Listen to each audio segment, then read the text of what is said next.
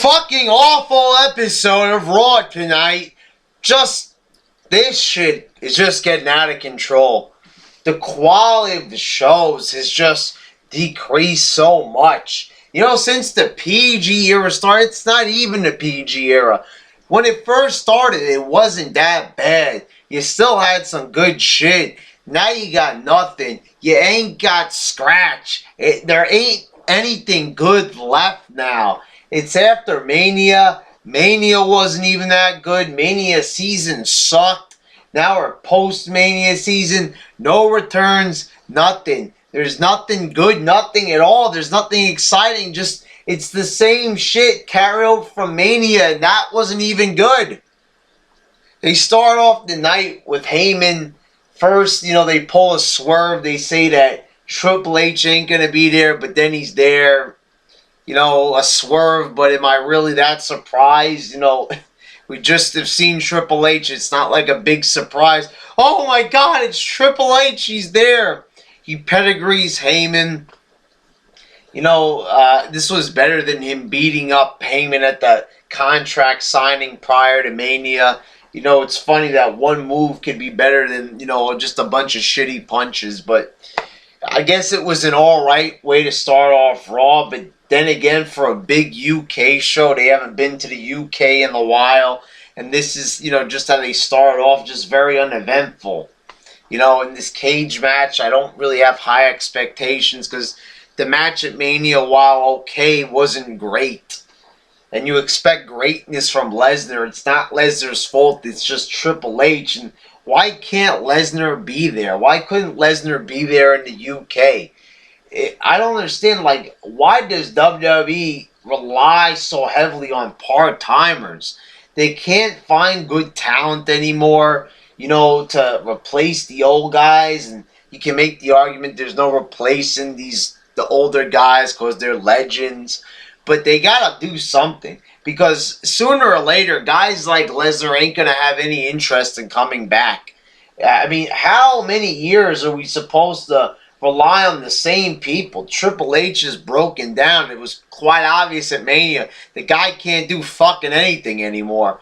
I mean, The Rock is now completely worthless. Just a lame excuse for his former self.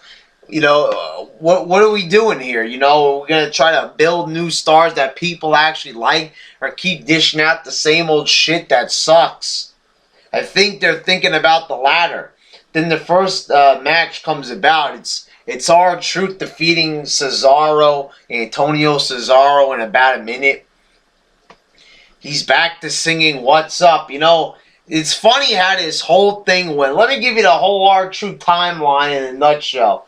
So R-Truth debuts in 2008, sings this awful, god-fucking-awful rap song, What's Up. He keeps this fucking gimmick going, like, all the way to 2011. Then Michael Cole stands up, tells R-Truth to shut up. Everybody's sick of hearing the fucking song, expressing every true wrestling fan's feelings. It was awesome. Now you got Michael Cole, you know, like pretty much copying all the retards here in the YWC, dancing and singing along to R-Truth's little theme song there. So, you know, then he goes heel when Cole insulted him. And now, look how he come full circle. He goes from having an imaginary friend then coming back to doing the rap thing. You know, some people are arguing, oh, you know, I like him better with Little Jimmy. I hate him as both. Fucking R-Truth is just stale as fuck.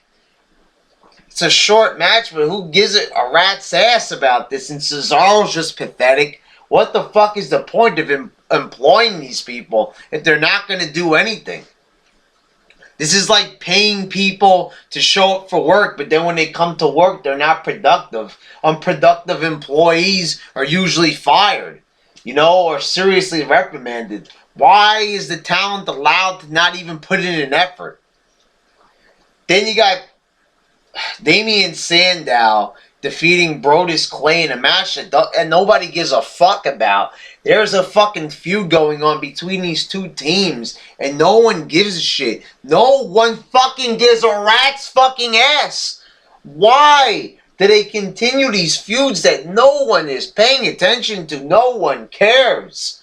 It's getting fucking ridiculous, and it's getting a little bit fucking annoying. It's getting a lot annoying. Then backstage, you got, backstage outside somewhere, the Shield of Rise in a helicopter. And I thought that was pretty fucking cool. I like the way how they're, playing up this kind of secret agent angle.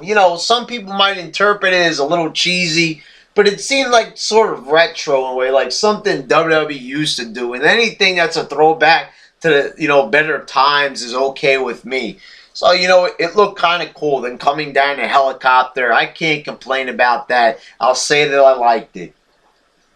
And then you got Dolph Ziggler, and AJ flirting backstage. She calls him, Zigglypuff, like Jigglypuff from Pokemon, which is cute, I guess you could say. But then I just think that this is the world champion.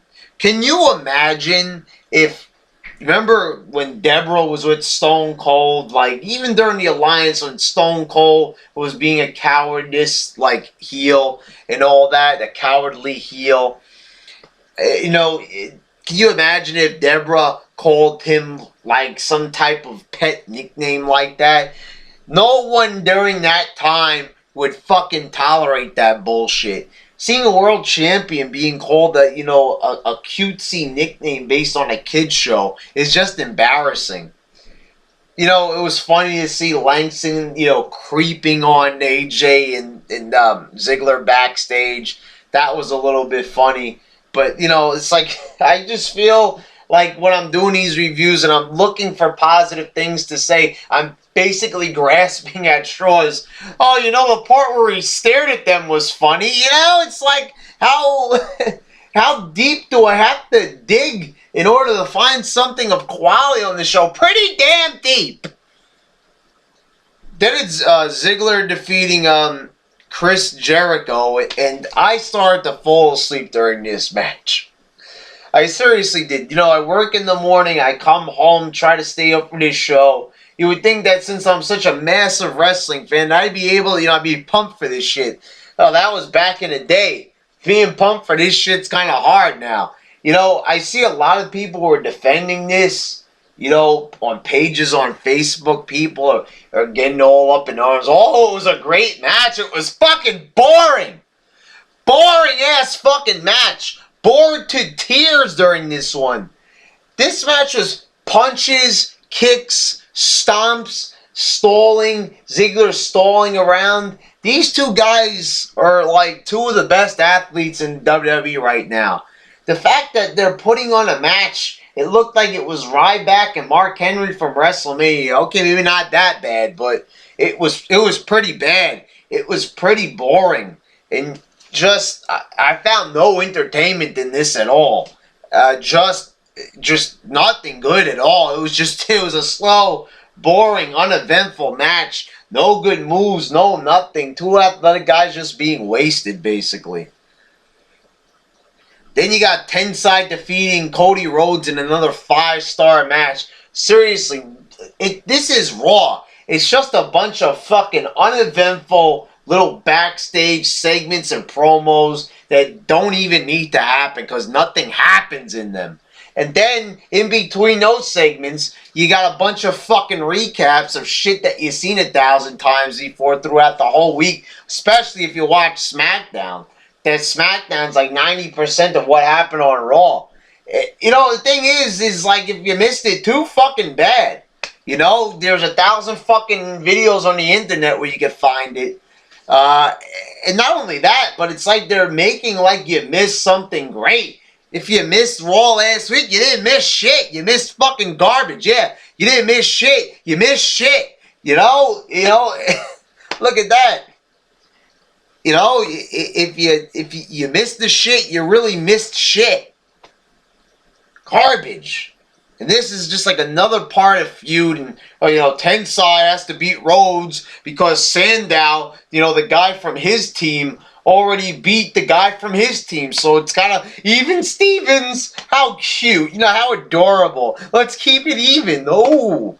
You know, this is so, you know, I don't know what's going to happen next, guys. Raw, oh, the WWE, anything is possible. Remember that old saying? Anything is possible in the World Wrestling Federation, you know, back when it was called that. Yeah, you know, nothing is possible anymore. Nothing fucking happens anymore. It's just a bunch of parade of boring matches with boring fucking wrestlers. They ain't allowed to do shit. Then backstage you got Daniel Bryan and Kane in another failed attempt at humor. Daniel Bryan's drawing up grass. Why the fuck do they have to make Daniel Bryan look like a dumbass? Like he has no intelligence. He's drawing up diagrams for a wrestling match. How much fucking sense did that make? It's a fucking wrestling match. Then you see the Shield comes in. They run in and they obviously hit them with a chair, but it's like, you know, first person because it's on the camera. So this is and it looked like they hit them in the head with the chair, but you couldn't see it. So this is the way how we get, you know, chair shots to the head. It's got to be off camera. You know, bravo, we finally got a chair shot to the head, but it happened off camera. You know, seriously, who gives a shit about a backstage assault that you can't even see? I mean, are they even fucking using their heads? Like, oh, we're going to give you something entertaining that you can't see. Then, you know, you might as well not even fucking show it. I mean, there is no logic at all in the WWE. There ain't nothing good at all. And when they do something good, it isn't fully good, or there's something else like holding it back from being truly great. Then it's Big E Langston defeating Zack Ryder. He's got a new entrance, Langston. He's got chalk, part of his, you know, bodybuilder gimmick and, you know, power lifter gimmick, whatever, you know. It's just stupid, screaming like a moron. You know, he's funny on the mic, but only because of how bad he is. You know, this is what's hilarious. You can't get any good promos anymore, and the best promos are the ones that are done bad on purpose. You know, like seriously, I feel like fucking putting my head through a fucking wall already watching this shit, and that would be more entertaining. Me putting my head through the wall and feeling the rush of my head just going through the cement would just be, you know, just so much tenfold better than anything I'm seeing on the fucking TV nowadays. Zack Ryder has apparently given up. I see on the internet he went back to doing his internet show because he ain't got anything better to do. How pathetic. What a disappointment.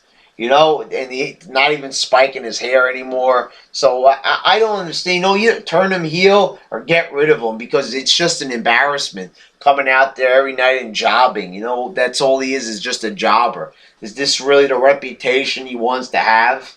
You know, I'm sure if, you know, TNA would probably make him a star or something because they're the WWE graveyard. You know, you fire someone from WWE, TNA will pick them up. Then it's the Shield defeating Daniel Bryan, Taker, and Kane. And honestly, I don't care what anybody fucking says. This might have been Taker's match. You know, his name might have been, you know, the highest on the, you know, on the marquee or whatever. But Daniel Bryan made the match look good. You know, it was a good match, but not a great match. I've heard the fans chanting, "This is awesome." It wasn't awesome. It was far from awesome. It was a good, solid match, guys. You know, it was an okay match. Just, you know, nothing fantastic. It's like, you know, I don't feel like this could have been like a really epic match, but it, like, you know, it didn't have like a big storyline. They just don't do anything to make anything feel exciting anymore. It's like, here's a match. There you go. You know, it's not like they even really built up around it nicely and, you know, did a lot of things to like try to, you know, evoke some interest. Not at all. It's just, you know, here you go. Here's just a match, and, you know, whether it's good or not is up to you. Then it's Fandango coming out, defeating William Regal. Why the fuck would they bring William Regal out just to job in his home, you know, his hometown? You know, He's from fucking England. And they job him out right in front of his own people to a fucking fruit basket. And people are, singing this song and all that, but they booed loudly when Regal lost. And, this is the thing that they're trying to copy what they did in Jersey, because there was some English fans in Jersey when they had Raw 2 weeks ago, and now they're trying to do a carbon copy, and it's fucking overkill already. People saying like in Jersey, oh, I want the crowd to be like this every night. It would get pretty fucking old if you heard that every single fucking Monday night, and the crowd wasn't as strong. They were very bored. And that is still the only reason why I think they do it. They like the song. They think it's funny, to dance around the song, and sing along to the song. And they don't actually like the wrestler. If you notice, they're not cheering his name. They're just humming the song. So that's, them cheering the song, not cheering the wrestler. You're allowed to like a theme. I've liked a lot of, themes of wrestlers, but I didn't necessarily like the wrestler. You don't have to. Like I enjoy Ryback's theme song, but I don't like Ryback. Oh, man, but here in the YWC, it's very hard for people to understand this with their tiny brains. So I try to put it in layman's terms the best I can. So, me no like wrestler, me like theme song that belong to wrestler. You understand, do I have to fucking write it on the cave walls for you to understand that shit? Then there's a Divas Battle Royal, and no one fucking gave two shits. Does anybody care at all about the Divas? And what a lame fucking finish. AJ's playing possum. It's like 2 minutes of, Layla trying to get AJ out of the ring, and then she just kicks her out. These Divas Battle Royals are pathetic. You got like girls like going under the fucking second rope, or over the second rope. Not some are going over the top, or just fucking a disaster. The only thing that was anything watchable in this match was Tamina almost kicking AJ's fucking head off with that great super kick, but that was it. She didn't even fucking win the match. I don't like Tamina, but it was a good kick. That's about it. What a bunch of shitty wrestlers. You look at this Divas division, you're like, I don't fucking care about any of them. And all of them are dressed up like they might as well be wearing burqas. They're so covered up, you can't see any skin. So it's like, not only is there terrible wrestling, but you can't even appreciate the looks of these women. All you can do is sit there, oh God, she's got beautiful eyes. Seriously, Oh, man. Then you get a movie trailer, because this is what WWE's nowadays. If it ain't a recap or a boring backstage segment, or a 2-minute match, it's a fucking movie trailer. Didn't they just fucking make a movie? The Marine 3 and some other movie with David Otunga that, was in theaters for about a day. This one is called No One Lives. I had to write it down because I couldn't even fucking remember the name of this movie because I don't want to remember it. Brodus Clay is in this fucking movie, and they want to make Brodus Clay into an actor. Basically, I'm looking at this movie, and it's just a fucking redo, a rehash of See No Evil with Kane. Psychos chasing after teenagers, really violent stuff. And the thing is, when I'm thinking to myself, isn't Brodus Clay a PG character geared towards kids?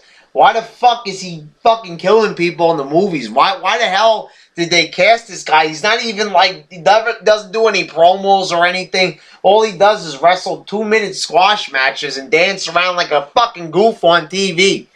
That's all he's good for. So why they put him in a movie? Are they that desperate to get him over with the crowd? He ain't gonna fucking get over. Nobody likes him. He's fucking gay. Just end this shit already. Put him out of his misery. Just get him out of the fucking company already.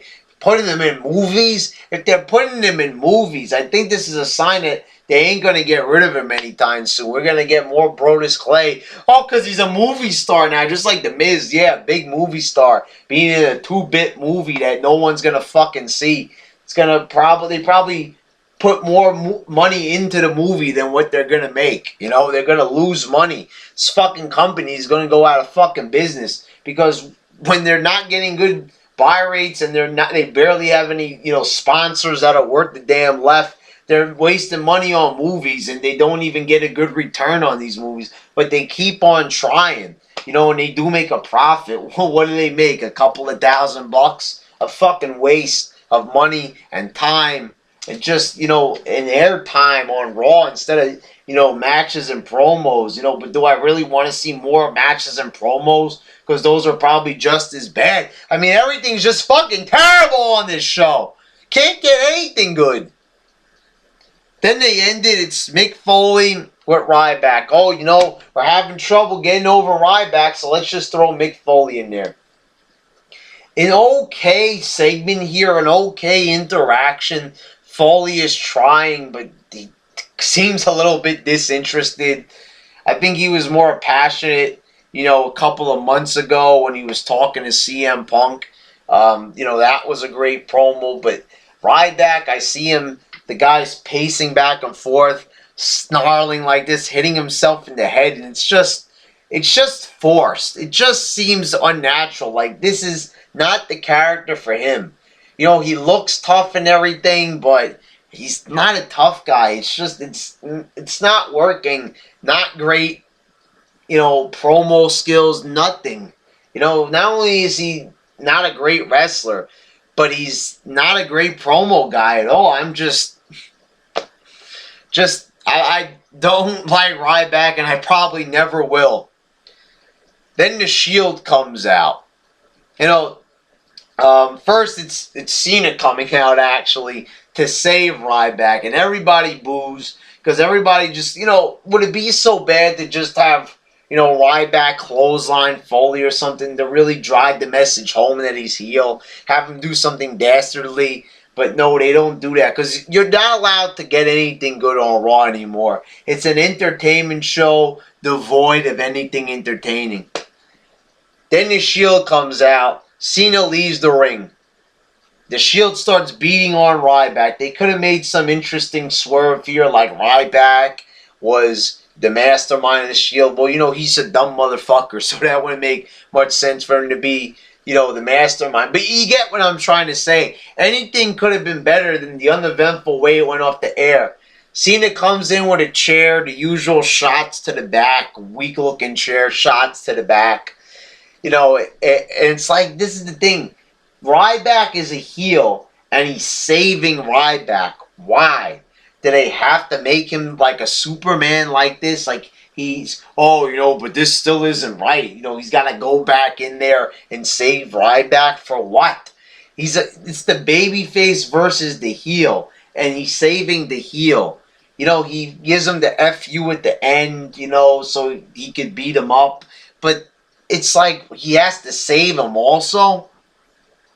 Doesn't make any fucking sense. What a fucking disaster. Outside from one match, the Undertaker match, this whole fucking show was fucking god-awful. Not a single goddamn fucking thing. Shitty movies, shitty matches, shitty promos, shitty wrestlers, shitty gimmicks, shitty crowd chanting. I'm getting sick of hearing this Fandangoing thing. And look how nerdy they make it. Even the name Fandangoing.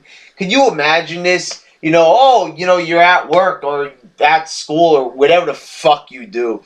Your jerk off buddy that you sit next to. I don't care. What is this? I see you're a big fan of wrestling or, so I'm going to talk like someone from the YWC. So, what is your favorite aspect of WWE right now? Why should I watch this show? Oh, well, there's this guy on there. His name is Fandango.